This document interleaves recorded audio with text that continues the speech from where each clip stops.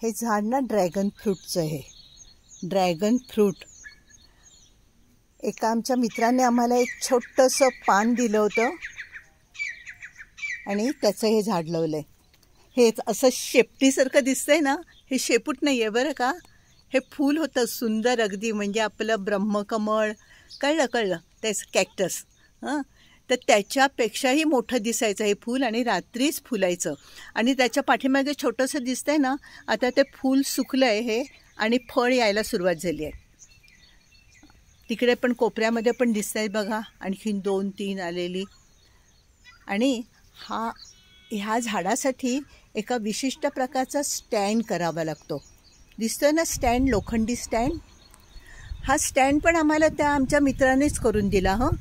त्यांचं नावच उत्तम, त्यामुळे त्यांनी अत्यंत उत्तम करून दिला. त्यांची स्वतःची शेती आहे ड्रॅगन फ्रूटची. तर हे संपूर्ण झाड झालं आहे ड्रॅगन फ्रूटचं. आणि तुम्ही जसं नीट लक्षपूर्वक पाहिलं ना, तर ह्या झाडाला बघा मुळं फुटली आहेत. झाडाच्या एका पानाला मुळं फुटली आहेत. तर हे पण आम्ही खाली जमिनीमध्ये लावू शकतो आणि त्याच्यातून आणखीन झाडं तयार होतील.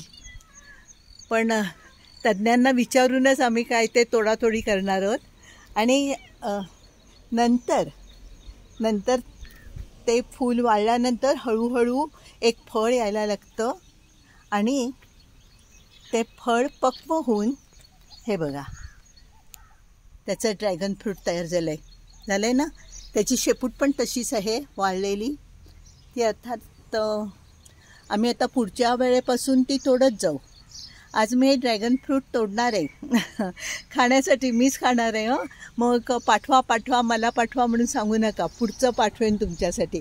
आणि ही बघा जिथे तिथे माझ्याबरोबर असते ना, ही माऊ जिथे तिथे माझ्याबरोबर पाठीमागे फिरत असते. पहिलं हे संपूर्ण ड्रॅगन फ्रूटचं झाड. आणि हे एक आहे आणि हे दुसरं. ह्यालासुद्धा यायला लागलेत बघा फळं. दिसलं? बरीच येत आहेत फळं. जवळजवळ ना 2 वर्षानंतर ह्याला फळं लागली. आणि ह्याच्या शेजारी बघा कढीपत्त्याची चिक्कार रोपं आली आहेत. ही रोपं आता वाटणार ज्यांना हवी असतील त्यांना. बाजूचं हे कढीपत्त्याचं झाड, हे पण चांगलं बहरलं आहे. तर हे आहे ड्रॅगन फ्रूटचं झाड. कॅक्टसचाच हा एक प्रकार आहे आणि तो अशा रीतीने लोखंडी स्टँडलाच बांधावा लागतो. खूप फळं येणार आहेत. मग नंतर उद्या तुम्हाला दुसरी फुलं दाखवेन.